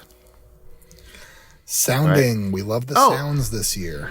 And I forgot to say this, for anybody tuning in for the first time, Gold Derby is a place where just any Yahoo, any expert, in quotes, any user online can go to this site and say, hey, here are the movies and actors and actresses who are going to win the Oscar. So they rank them. So they're like, oh, the top 5, they'll get nominated in each category. So that's what we're going for, the top 5 in each category. So we just did Best Song, now Best Sound. What are the top 5 films that sound in them that the people at Gold Derby say, hey, these are the top 5 that are going to get nominated for an Oscar? Best Sound. Siobhan, what do you think? Is this where Wicked come in? Siobhan, this is where Wicked come in. Number 2. All right. Now I know a blockbuster can show up here. Yeah. Yeah. I've got a couple I'm thinking of. Yeah. Why not say Twisters? Why not? Why not? Because you'd be wrong, my friend. Now, this is the big reveal. I'm reading from the shortlisted Best Sound nominees. So we have 10. Twisters did not make the top 10. Well, why not Alien Romulus then? Alien Romulus made the top 10, but it's number 7. Great. Challengers did not place. Not in the top 10. Insane. This is great stuff so far. Yeah. You got 1 out of 5, so come on. So okay, think of Blockbuster. That's my hint. Blockbuster. Yeah. Think of blockbusters. There are 2 in films? the top 5. Yeah, think big epics. Huge Big films. Huge, massive. Big films. Just the biggest films. And then think of 3 musicals. Well, you named 1 musical, so now think of 2 more musicals. Deadpool and Wolverine. Ooh, Deadpool Wolverine, number 9. Boy.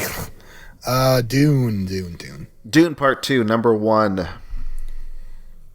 Emilia Perez, number 4. Furiosa. Furiosa did not place. Interesting. So you have number 3 and number 5. I'll give you more hints. Again, it's not this one, number 3, not a musical per se, but it has a lot of music in it. Very, very music centric. I've said this on this show about this movie. Sounds good. I honestly think, hey, maybe I should have put this in the Best Sound honorable mentions, but didn't, because I wasn't a huge fan of this movie. But hey, I can see Best Sound nomination coming for it. And then number 5, another big one. This is big. Of course, this is best sound material. I think the director of this movie is some of his other movies won Best Sound. Like he's a very sound-centric filmmaker. Sound-centric filmmaker. He likes them loud. In a movie you didn't like. Yeah. Shit, man. Fuck, brother.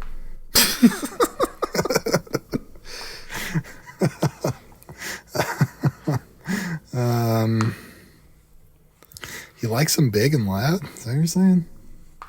Yeah, like this movie is big and loud. The last movie he did was pretty big and loud. Oh, damn it. Something just flashed in my brain and went away. Hey, here's a hint. If you've been in the Discord in the last day or two, I think this director's come up. And somebody was like, "Hey, this, I like this guy. This director's pretty good."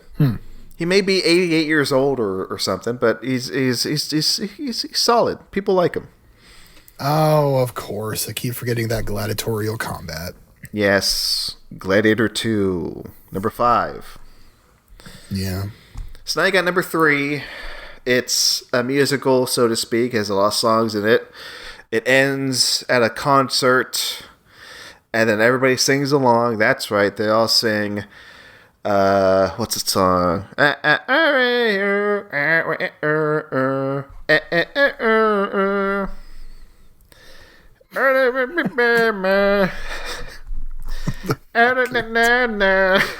Beetlejuice.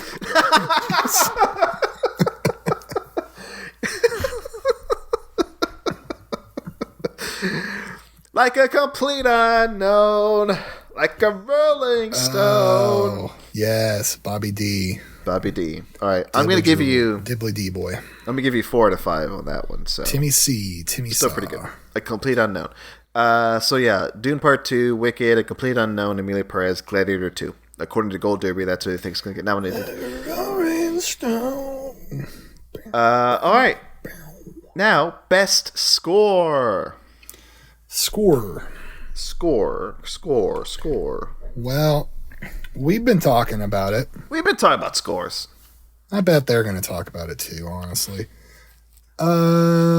Challengers is number 5. Yeah, you got number 5. Number 5? Yeah. Now, listen. Now, real quick, we didn't talk about this in the news because, whatever. We want to skip the news this week. But the BAFTAs came out and Challengers not nominated for anything, which is insane to me. Not even score. Like, well, you would think that'd be in the bag, but I bet. Yeah. I bet they did nominate Conclave. Yeah, the BAFTAs, I'm sure, nominated Conclave for Best Score. I'm not going to look it up, but it is in the top 5. It is number 2. Conclave, number 2. So I tried listening to Conclave. This is one of them. I was bored to tears, and I had to turn it off after a while. Yeah, I could not. I remember hearing the score while watching the movie, like one does. Yep, definitely. Yep, it's a thing that happens. It's a thing that, and I just thought, yeah, I like this a little bit more than All Quiet on the Western Front because I think it's the same guy, the same composer. Oh God, yeah. Well, hopefully there's no annoying sound to play 8 times throughout the night. Yeah. So it's not terrible, but it's not memorable. So no. Yeah. But yes, Brutalist. It is the same person. Volker Bertlemann. He did Conclave and All Quiet on the Western Front. And you said Brutalist. Brutalist is number 1. All right. You got 2 more. A Different Man. A Different Man is not here. Okay, hold on. I'll just say this. This is the short list. This is the top 20. Yeah. I guess not top 20, just the 20 films shortlisted. A Different Man, not on here. That's insane. That's all I want to say. I did peek at the short list just to get my look at ones I might want to listen to, and there were only 3 movies on there I had seen. And it's what got me to go finish Horizon. And, in my heart, I would love if Horizon got nominated. It's number 16 on this list. All right. Okay. I thought Alien Romulus could do it because, I thought that score was actually really good. number 13 on this list. Fuck me. Nickel Boys. Nickel Boys is... Hold on, let me double check. It is not on here. Wow, it did not get shortlisted. Hell. Not necessarily, not score heavy. It's a lot of silence. Dune 2. Dune 2. Hold on. Oh boy. What? Dune 2 not on the shortlist. What are you talking about? Now some background on this. I think the reason it's not on here is because before there was a shortlist, it was disqualified from best score because apparently because it's a sequel. Hans Zimmer used a lot of themes from the first one, and there's that rule of any score can't use more than whatever percent of used previously recorded material, right? Sure. Yeah, not on the list. It's insane. Whatever. Bad Academy. That's bonkers. It is bonkers. So you got 3 and 4. I'll give you a hint. We've talked about these before, but not on our lists. They were mentioned in the best song and best sound categories. They were mentioned in the best song and best sound categories? In the Gold Derby game only. In the Gold Derby game only. Not on our lists, not on any of the... This is me trying to remember 3 minutes previous. Yeah, basically. And failing miserably. One film is a musical. Makes you stronger. One film. Emilia Perez. Emilia Perez is number 3. Yeah. The other film, number 4, it's an animated film.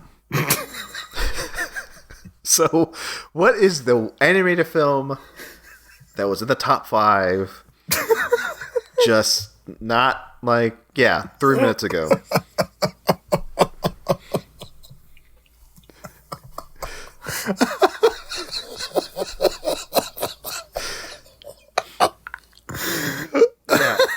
It was in best song. So yeah, what animated film was in best song in the best song category? We just talked about it.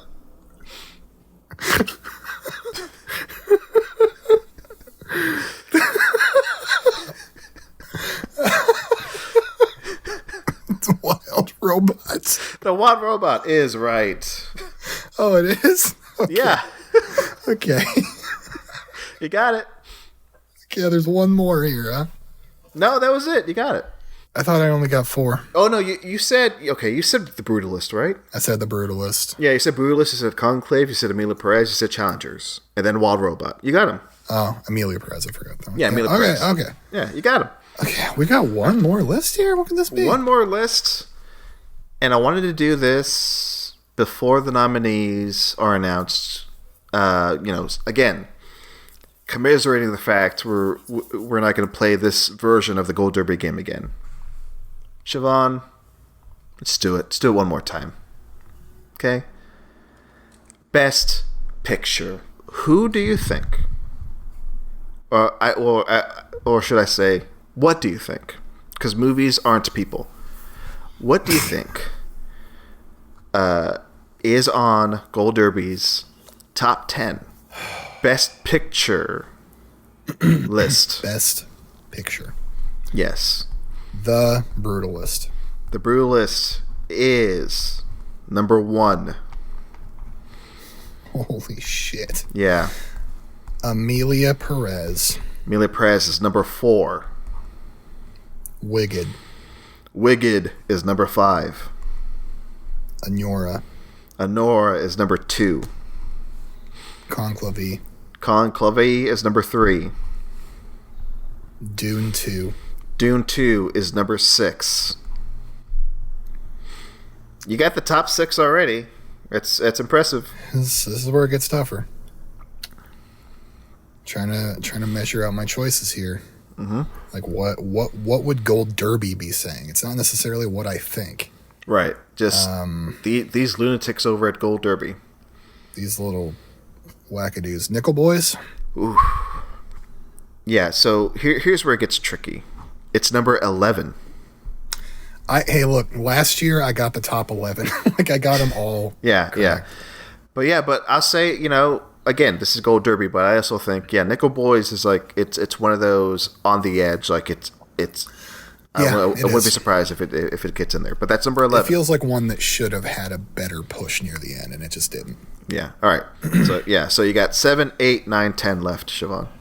I think Bob Dylan's getting in there. A complete unknown. Oh, number 7. All right. All right. 3 more. When Bob gets up there to accept the Best Picture awards. He had no involvement in the actual making of the movie other than like looking at the script and saying, yeah, it looks good. No way in hell would he even go to the ceremony. They're going to invite him. Yeah. Sing Sing? Sing Sing is number 9. Okay, so that leaves 2 spaces? Yeah, 8 and 10. 8 and 10. Shit, man. It's like there's a couple here that I want to go with my heart. And then there's a couple here that I want to go with my balls. A Different Man. Oh. Now, I wish this was, I wish things played out different. Yeah. I'm scrolling. I cannot find A Different Man on here. What? A Different Man is number 63 on this list. Really?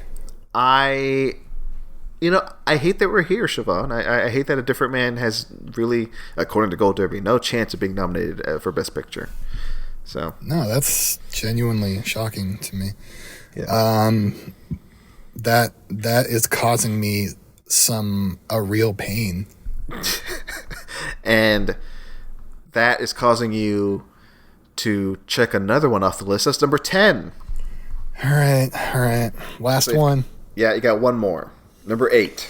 God, it feels unlikely that this is going to be all the way up at 8, but I'm going to go with hope at The Substance. Siobhan, what is it about hope? Like, what gives people hope? Like, according to Alec Baldwin, it floats. I know that. Now, you're expecting me to go, Siobhan, you're right. The Substance is number 8. Congratulations. The Substance has, all the indicators point to The Substance being a Best Picture nominee, come next week. And that's what you're going to do. You're fucking with me right now. It would be incredible. Imagine when they announce the Oscars, fingers crossed, things will go well and they're not going to have to push it back again. But we're there that morning and they say The Substance, Best Picture nominee. How excited will I be? How excited will you be? Will you be? How excited will a community of people online be? Who are horror fans who didn't expect this to be in contention next to other great movies, deservedly so. Imagine that. Now, does Gold Derby think that way? Yes, it does. So The Substance is number 8. Congratulations. Wow.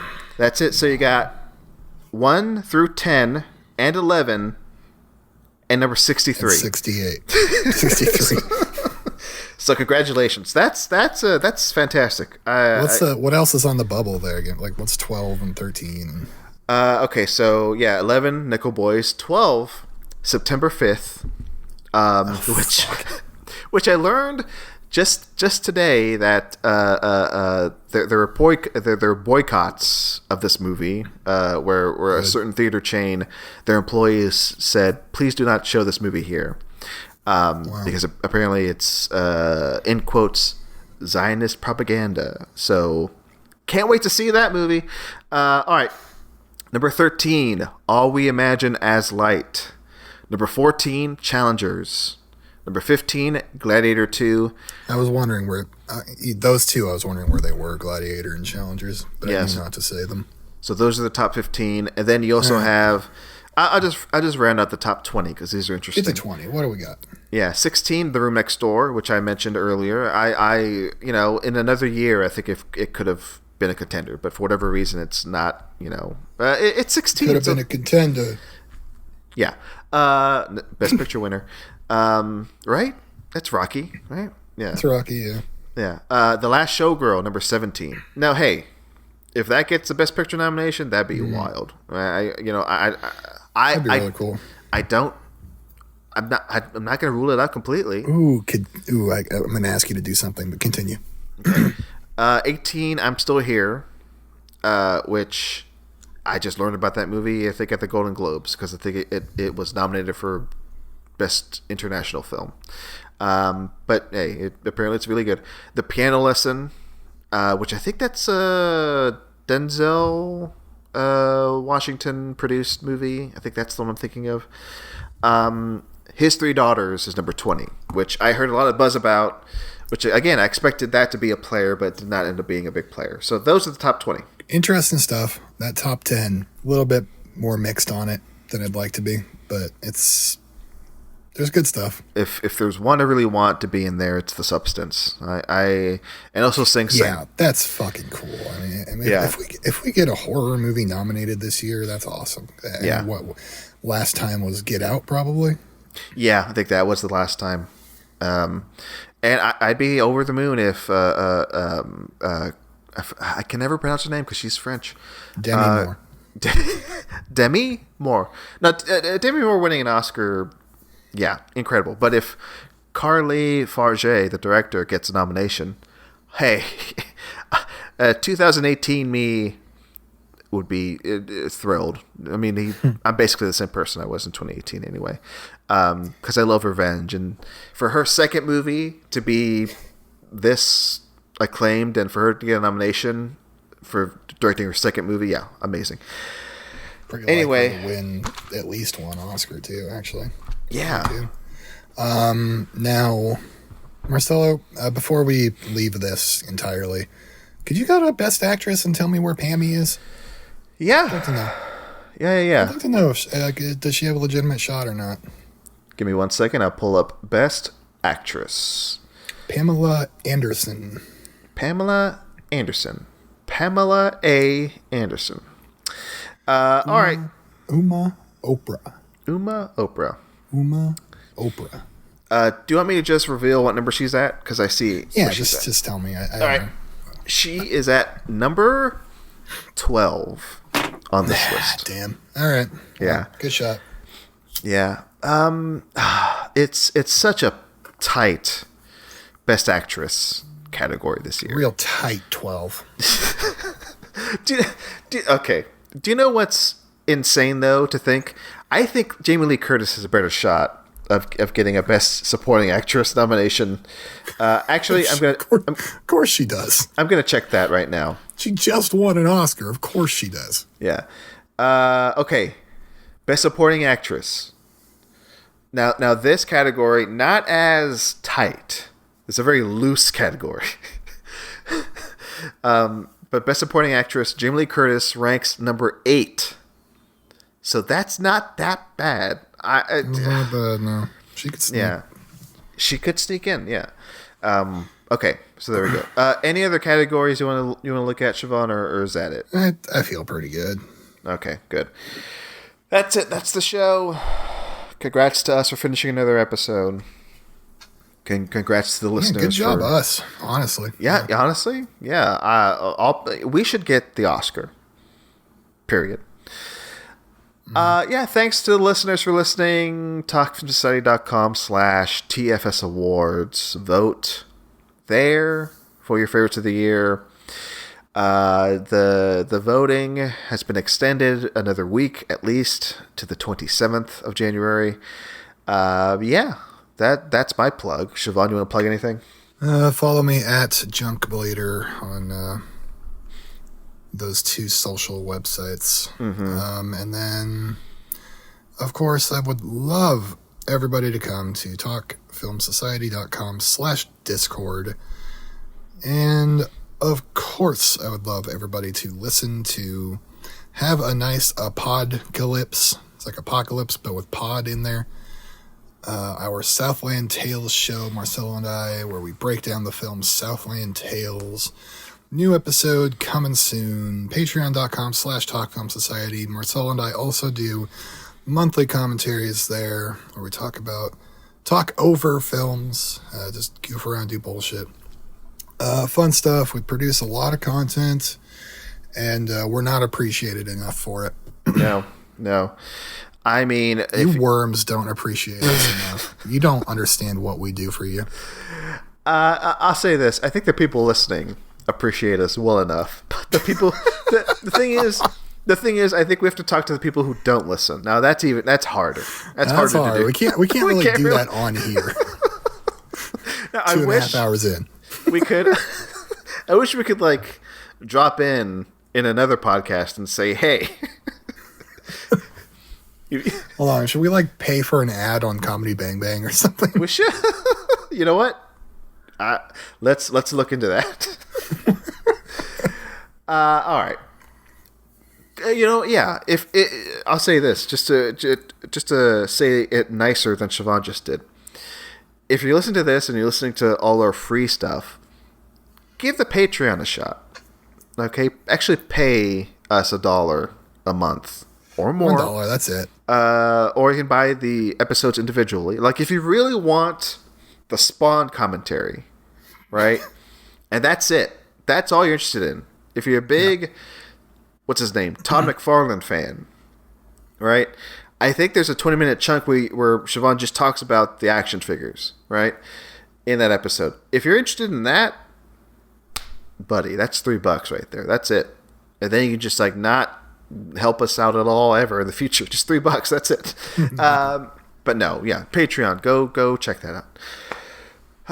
That's the show, Siobhan. So if all goes well, if there are no other disasters, or if like, if things just seem right, then we'll do another episode next week covering the Oscar nominations and more categories. Right, Siobhan? That's right. Yeah. We'll be back. Playing it by ear. Yeah. Situation is developing as it develops, but we will be back. Yeah. In some form. We'll be back. as our brains get uploaded to the AI neural net or something in 150 years when we die, we'll be back. Yeah, we'll be back. And I like to point out this is the final podcast we put out in the Biden administration. Oh, you know what? So, can't wait for that tide to turn after Monday. See you around, Joe. See you around. And that's what we say at the end of every episode. Hey, thanks for everything, Jack. Thanks for everything, Joe. We did it, Joe. Hey, I don't say that. All right, goodbye.